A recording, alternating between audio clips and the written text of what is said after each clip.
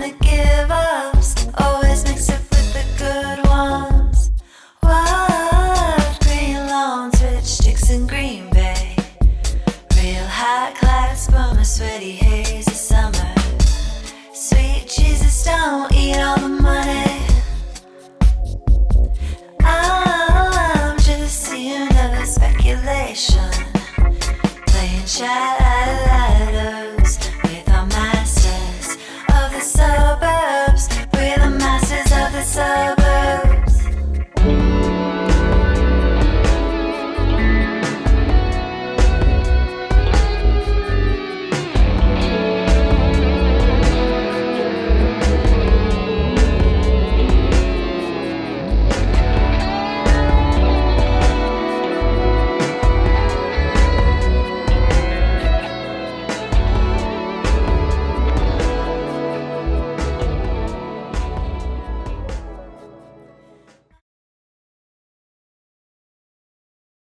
Hello, I'm Patrick Galactic, and we are coming to you live today from Strange Earth Studios in lovely Fremont, in the Fremont neighborhood of Seattle. And I am joined today by two friends, artists, and people I just really, really respect. Jimi Jaxon.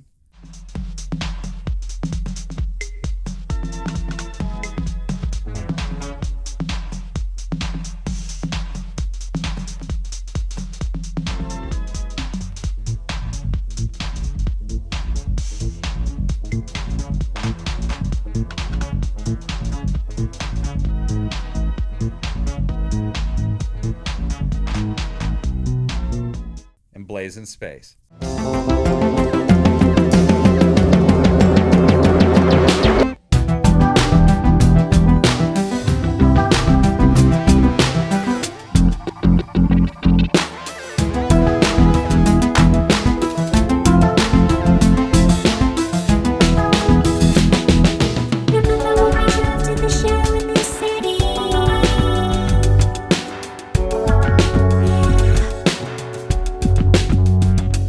Hello, everybody.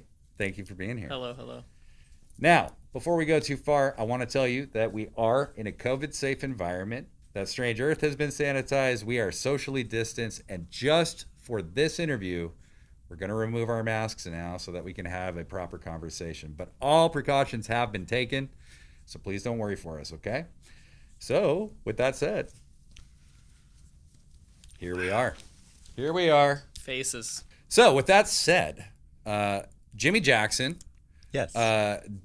DJ extraordinaire on Hollow Earth, live performer, live DJ, live electro psychedelic visual spectacular, and Blazinspace, VJ spectacular. One of the people responsible for making so many of the amazing visuals that have graced my stage behind me and so many other artists in this community, and my co-producer on Weird at Night. So, Blazinspace, welcome. Let's dive in, shall we? First off, let's just say, is there anything either of you would like to say to the Seattle music community? I can start. I was thinking about that earlier today. I think, attack with love, of course. I'm always about that. For yourself, for others, take compassionate action. And music community is an art community. I think that's especially a place where we have the power to do that and the power to reflect love and show love. That doesn't mean art can't be scary and loud and fucking mad. But if you're treating the art and your workflow and yourself with love, I think you'll be okay. And then the other thing I would say is don't fear the dance floor.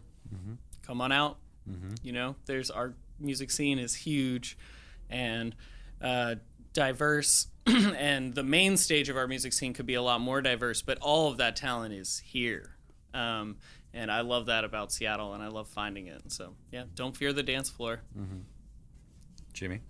I would just encourage folks in the community to just keep going. Through this whole situation we've been going through, I feel like for some people it's been challenging to continue being creative. And yeah, if you want to, just keep going. And you don't have to be in a certain group or know certain people to be creative and express yourself. And hopefully you can just do what you really want to do, and do it your way. There's no rules with this. You can dress how you want. Your music can sound however you want. It can be totally your own creation.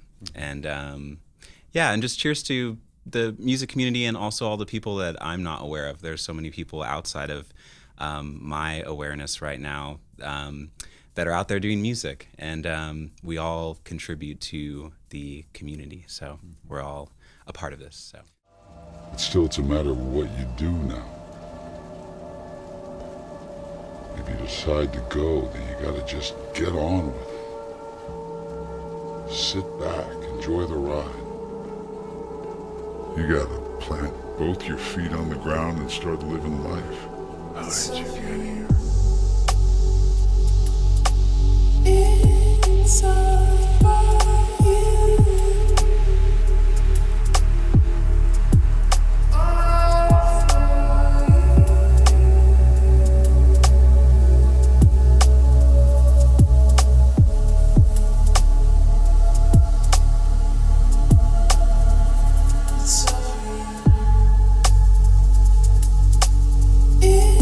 It's about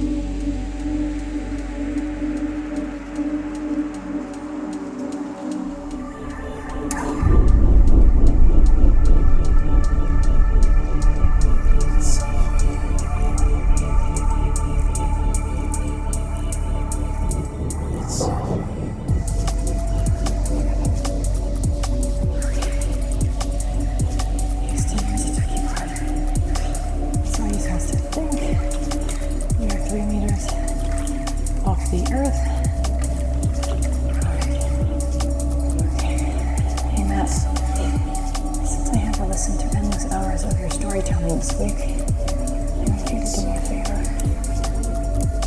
You are going to see a little girl with brown hair, very messy, lots of knots. She doesn't like to brush it. That's okay. Her name is Sarah. Can you please tell her that Mama found her red shoe? She's so worried about that shoe, Matt. It's just right under the bed.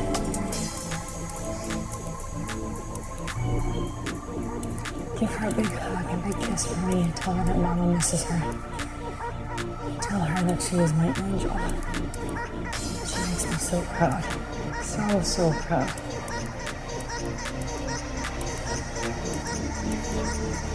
Can you tell her that I'm not quitting?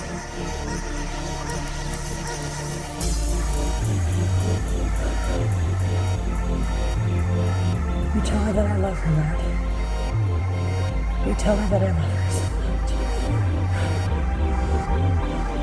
Can you do that for me? Roger that. Here we go. Well, and Jimmy, we talked a little bit about like jealousy, like, you know, how social media can inspire some of those feelings. We were talking about that before the show. Have you felt a difference in that during the pandemic? Has it changed anything for you, or would you say that you were kind of already there before the pandemic? Like, yeah, in general, it's something I try to keep in check. Social media. There were times years ago where I feel like I wasn't. I was getting knocked around so much with things like jealousy, things like feeling like other people have it more together than me, and the followers, numbers, getting so wrapped up in those things, and yeah, it's it's something for me to just kind of keep at arm's length. Like, I like using social media, but I hope that people see that there's a real person behind it, and if you see me in person, that I really am what I am portraying myself to be, and hopefully what I'm sharing with social media is something that can be inspiring maybe to people, things that encourage more creativity, or just an environment for me to be expressive and to use colors in different ways, and just yeah, so letting go of those things of jealousy, because that can always pop up. It can always look like someone else has something better, and some people might look at me and think that too. But yeah, there's usually more to it than might appear. So See, I look at you as somebody who seems to like really become good at using your energy to put it in a not jealous place, like aware that that's a place your energy could go.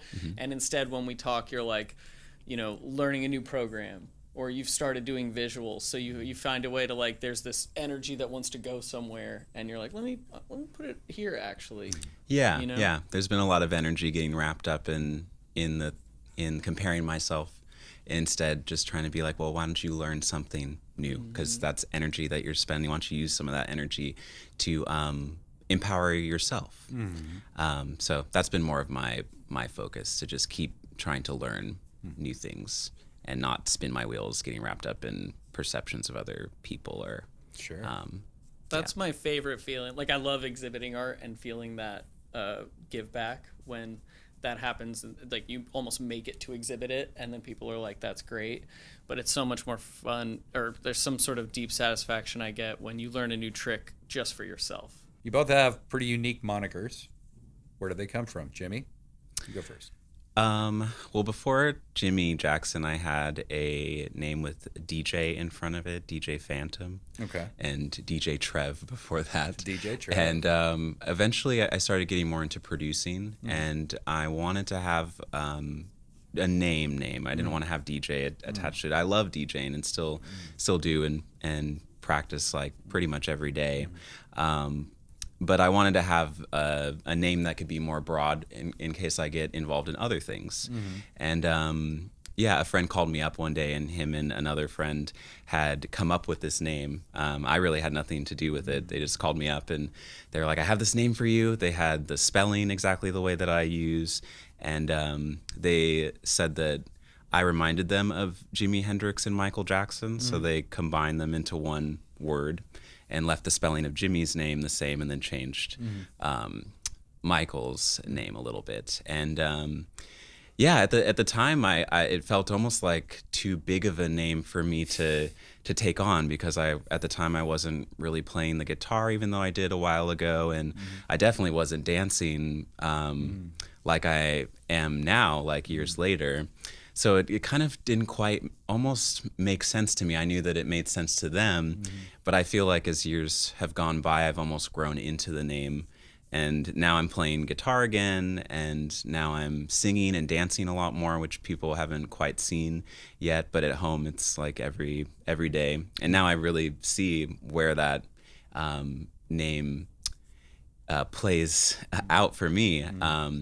But I want to be careful with not stepping on the toes of those artists, because those artists are completely unique, and I wouldn't want to be really compared to them.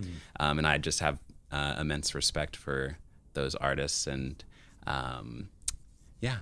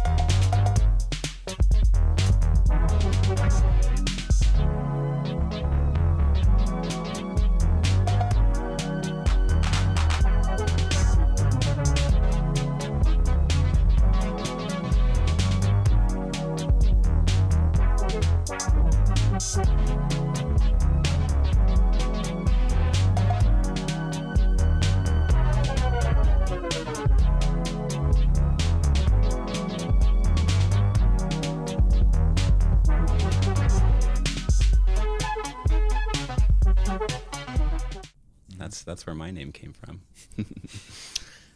Yeah, that's cool. I definitely relate to some of the name was given to me before I became Blazinspace, and now I feel more like Blazinspace than I ever have. But when I was blazing cactus on a, that's how it started. I was on a 50-mile backpacking trip in New Mexico.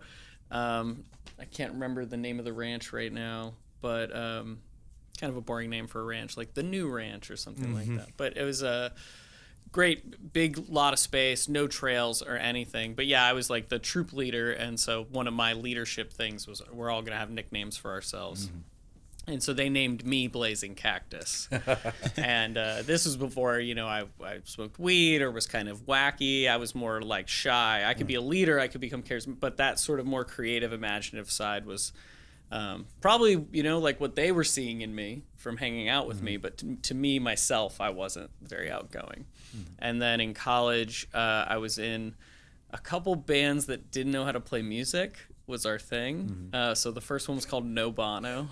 And we would just make terrible noise and kind of ask for money for it. And then the next one was Love Stab. And my friend Dom Davis he took Blazing Cactus and he made it Blazinspace. Oh, okay. And then I didn't even smoke weed. I was kind of more of the like, I'm high on life. And I still wear colorful clothes and stuff, but I hadn't kind of like toyed maybe with my mind yet. And so it was like he was seeing something ahead of who I became, So that's where Blazinspace came from. I was a character in Love Stab.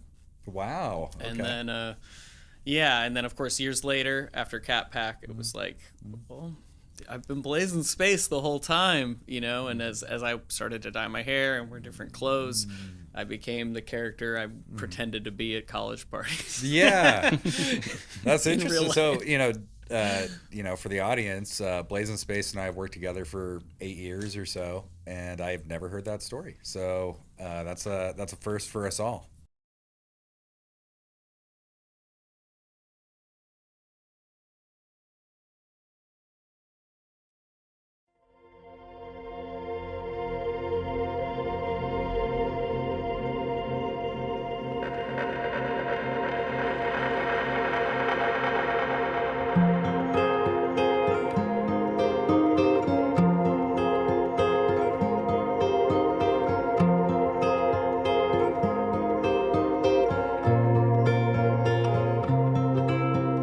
She lives on the astral plane. Nobody knows her name. Nobody feels her pain. Dark shade on the burning sand. Drinks from a helping hand. Melts at her own command. Never gave up the ghost. Never held out for hope. Never drank in the night. Slipped through her hands. Whispers goodbye. Fades out again.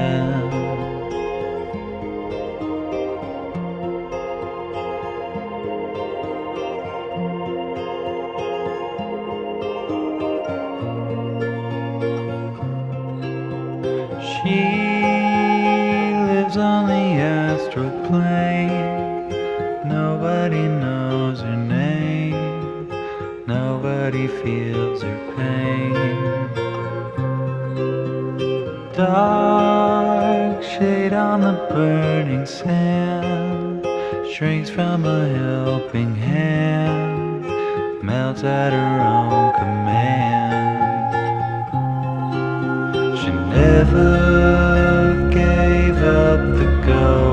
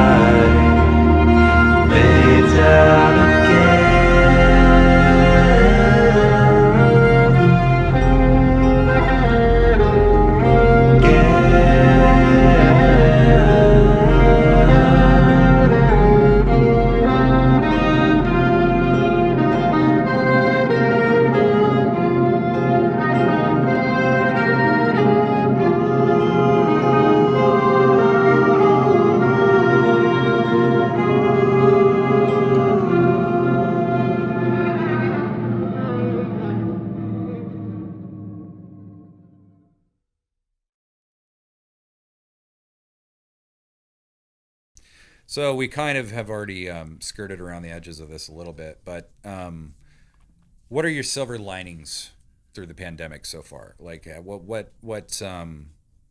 what maybe have been the positive energies that have come from it that you've developed for yourself, and what are the things that you would like to tell people about how you've gotten through this that might help them? Do you want to go first? Sure. It's funny when you get asked a question like that. I started to want to come up with an answer, and now I'm like, just talk. You know. I mean, I think honestly, it reminds me of dealing with trauma and grief, in that those are terrible experiences that I've had during the pandemic, but also before the pandemic, that have a silver lining of like self-care and mental health, and like really putting a focus into what I need to do to maintain my mental health and take care of myself as a person.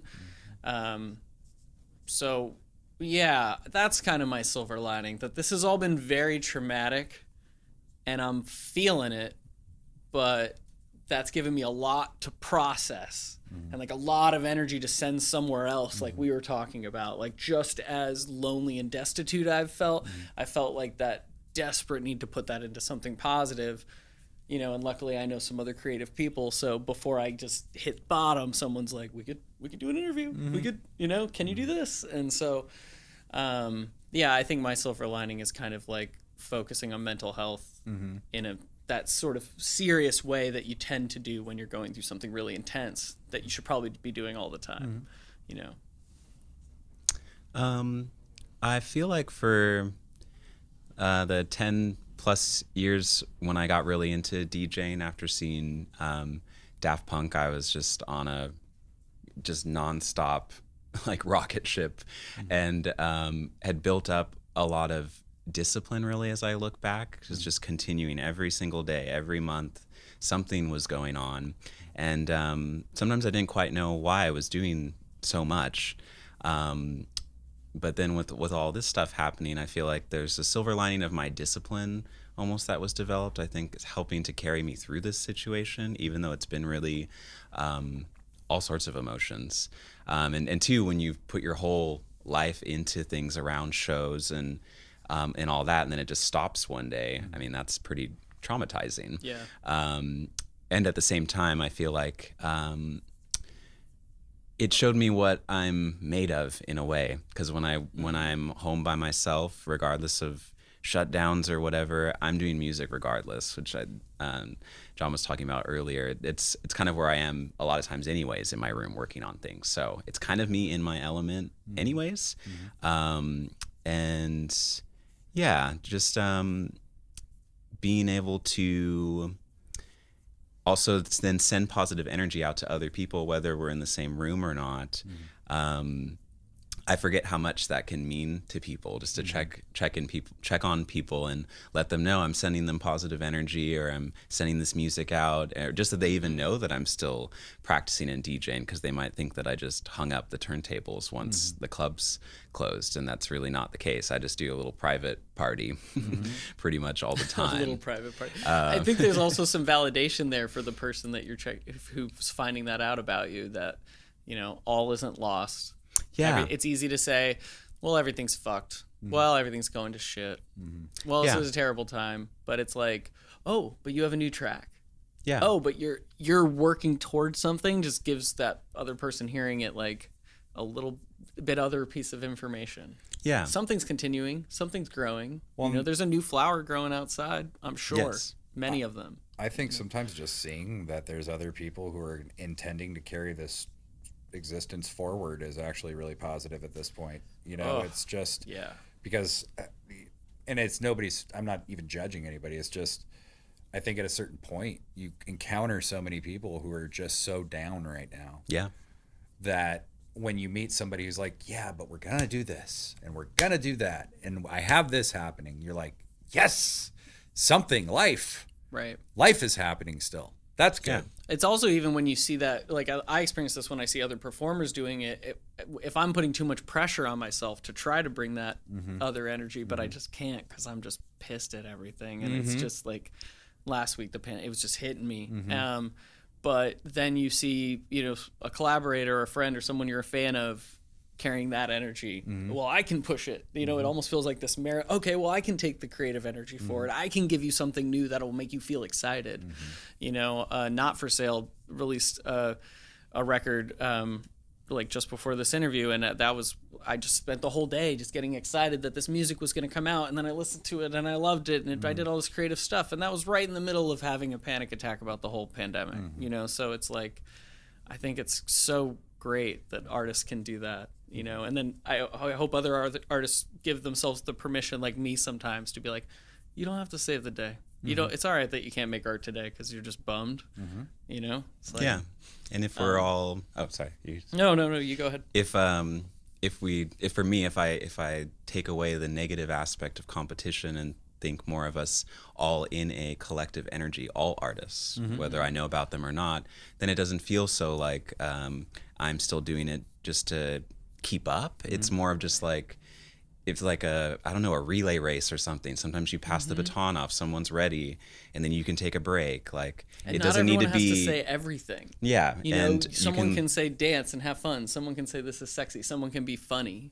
Yeah. So I feel like that's been helpful for me, and to then not put so much pressure on myself. This is just flowing out of me naturally with where I'm at, and being able to talk to some people who don't feel very creative, which I would say everyone is creative. You just might not know, or you might not have discovered what creativity is for you. But just being able to talk to them and then take what they're saying and put that into my sets, use my sensitivity to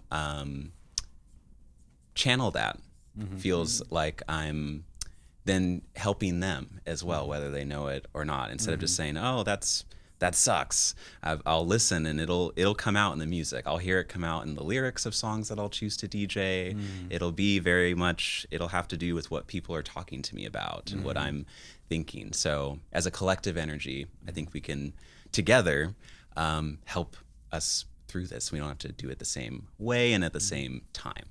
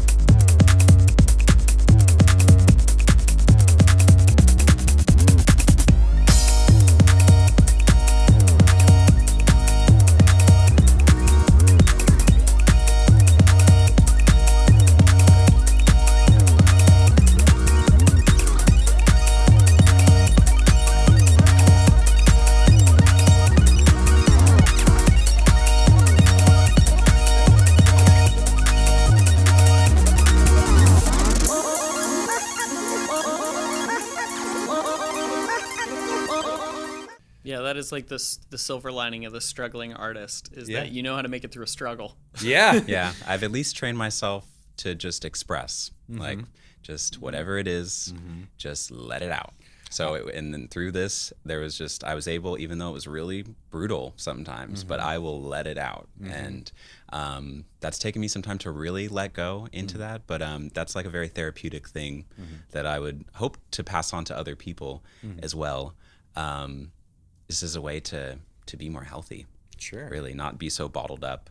You might have to take a moment to scream or like or something or cry or whatever it is or write down how you feel or something, whatever it is, and that's okay.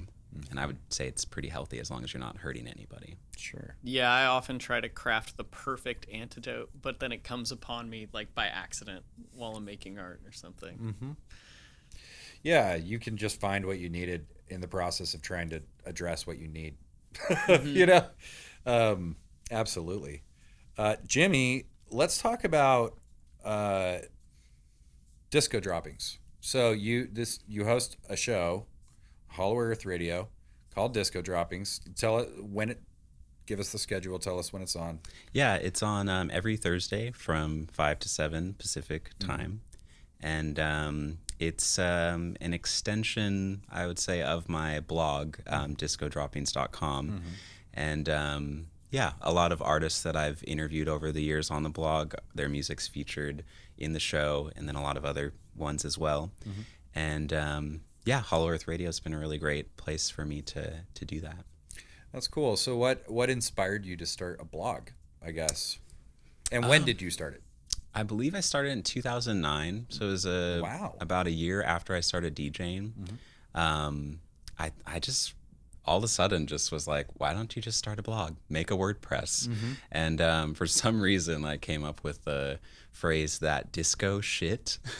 So that was the original name of the blog, like .blogspot.com. I think it was a blogspot before I had WordPress. And then I just switched realized, it over. is that like a yelling back thing? Like people are like, Trevor likes to play that disco shit, and you're like, I play that disco. Yeah, I don't know where it came from, but it's fun to put a curse word in your brand name. It has a way of being like yeah, feels punk rock. At the same time, like I thought I was realizing it was kind of hard to promote a blog that had a swear word in it. So eventually I changed shit to droppings because it was the same word basically. Yeah. And then disco droppings popped up and I was like, this sounds kind of funny. Yeah, just ran with it. Something that's kind of seems almost silly, but in a weird way, as I've studied music history more, from my understanding, a lot of electronic music comes off of disco. So disco droppings is like this weird way of saying almost like stuff that came through disco. Is like a lot of what I'm doing right now, all this other stuff.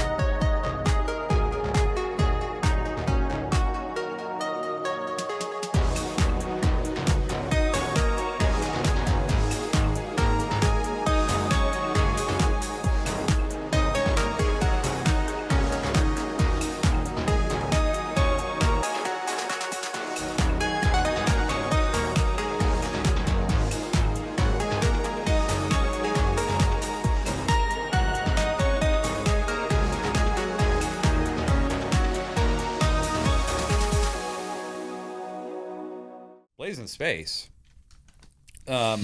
These are primarily questions for the audience because we've known each other a long time. We've worked together 8 years. And when we met, you were a few years out of film school, right?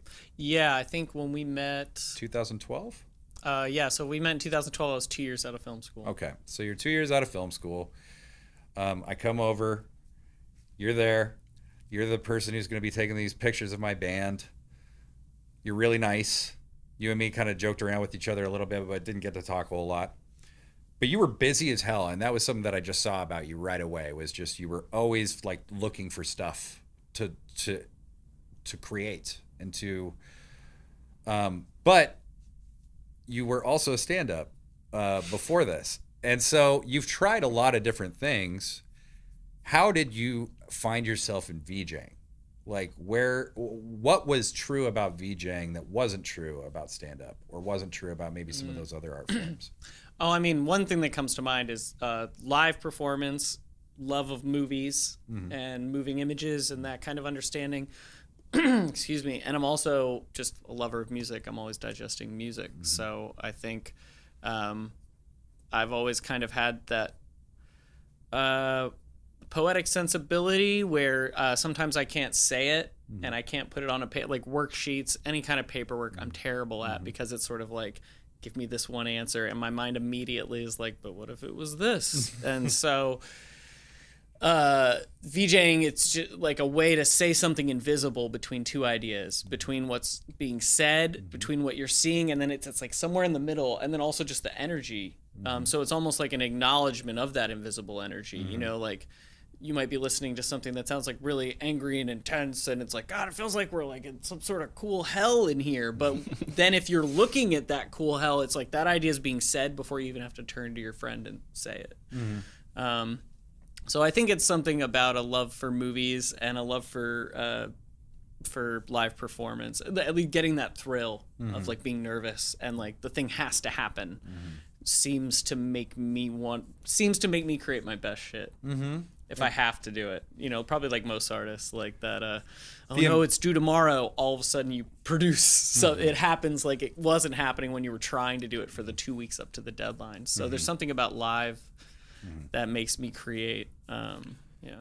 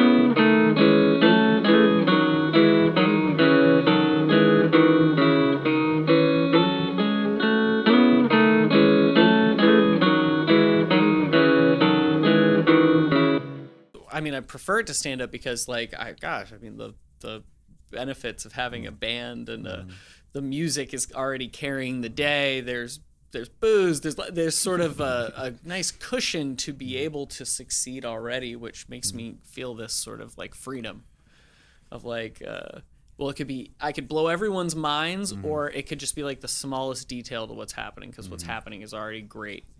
You know, so like give just as much needs to be there to take it to the next level. And then, you know, if it's like a crazy festival or a light fest, you know, go over the top, you know, blow someone away, give them a magic trick.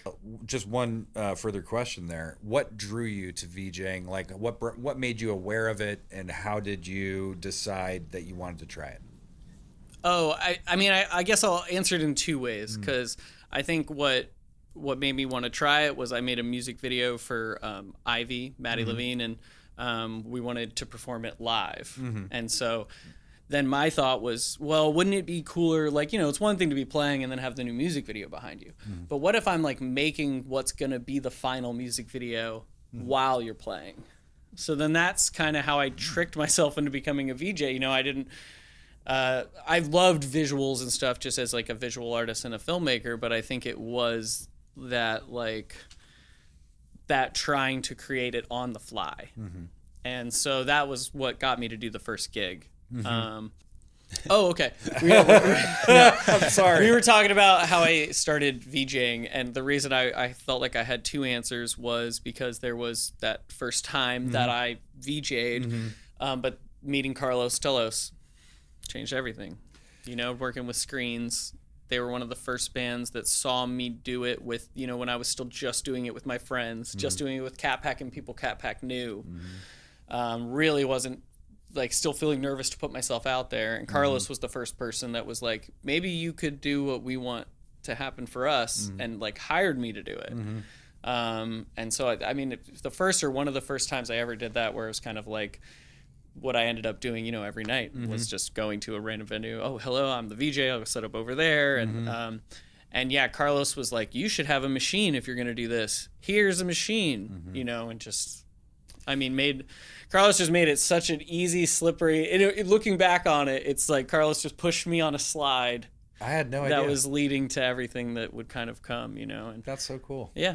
And the serious, you know, Carlos has that professional musician mentality about it that I was kind of picking up on his energy of the approach of like, okay, that was cool. How can we make it better next time? Okay, that was cool. How can we make it better next time? And Carlos was always, you know, and I'm like, oh, I think I'll just do squares tonight. And, you know, Carlos like, can we make it 3D? Always pushing it, you know. Yep. And even now I'm like, now I feel like I'm at the skill level that we were talking about 6 years ago, you know. Yeah. Can we map it like this? What if it happened in sync like that? And so, yeah, I got to give it all to Carlos for just, you know, pushing my creativity that way and then giving me all the support.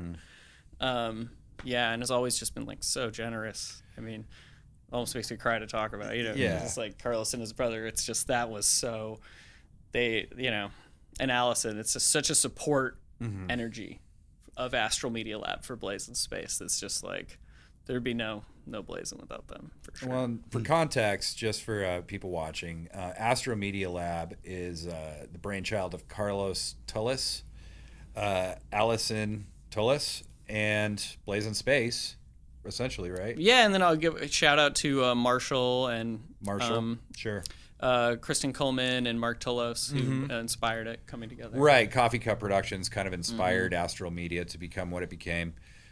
John, when we Blazinspace, when we started working together, was working for this small record label that I was on, and from that time has evolved from Cat Pack Records to Astro Media Lab to co-producing Weird at Night with me to just becoming kind of like the person you call when you want to do live visuals in Seattle.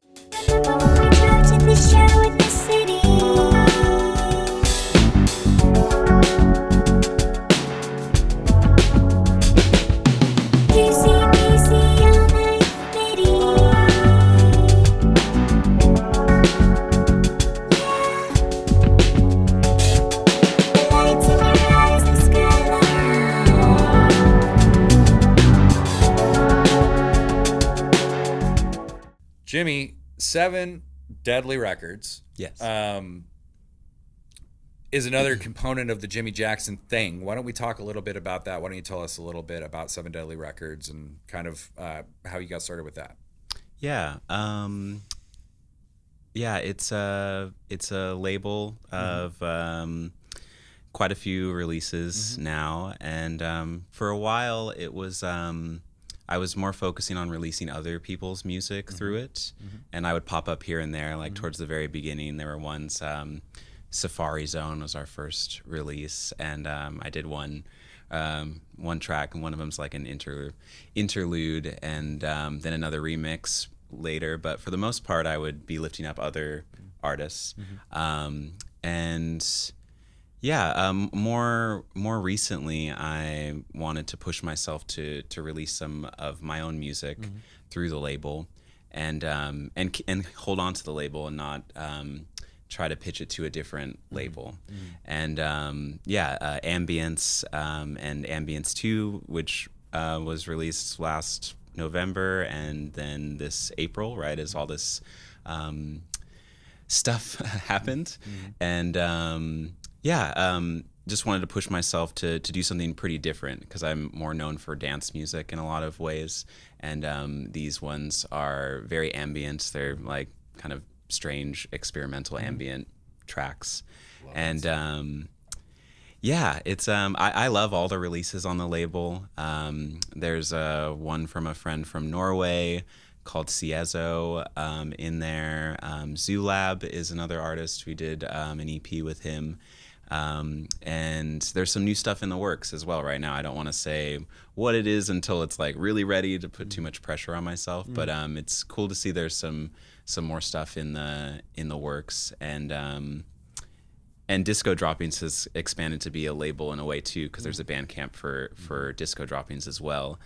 And I like the idea in general of people having their own independent thing. I would love to just keep doing 7 Deadly Records and build that up, and not necessarily just run to an already established label. Who knows? I might pop up. It might change, but it's many different hats that I wear, and there's a lot of great music there, and I think there's some diversity as well with the releases. They're not just all dance oriented. There's some pretty experimental stuff in there, and like IDM glitchy kind of music at times, and we'll see where it goes moving forward. Yeah, I think you can hear how sporadic, beautifully sporadic, I mean, like maybe diverse is a better word, your music taste is. When like even when we had you on Astral Media Lab do that DJ set, like, you know, knowing you and seeing your performances, I think I already knew this might be how the audience reacted, but it was so satisfying when people reacted like I react, of just like, holy crap, where was all this stuff? Yeah, you know? that was really special. Yeah, it's really unique, different music, and you know, maybe it does fit under these different genre names, which of course it can, but I think in other ways there's a specific Jackson, a touch of that goes through all of that.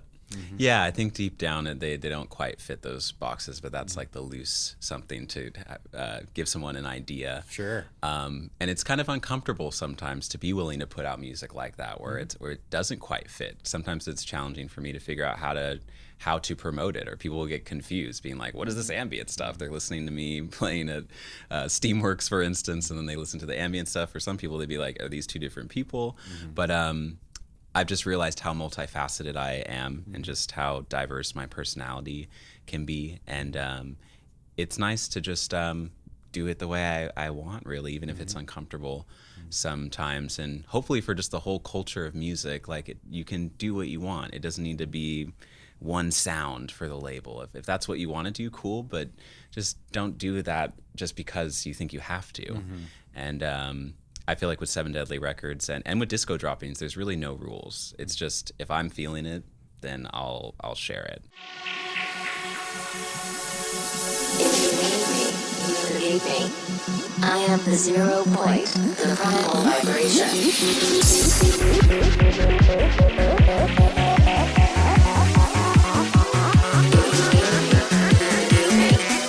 am the 0 point, the primal vibration.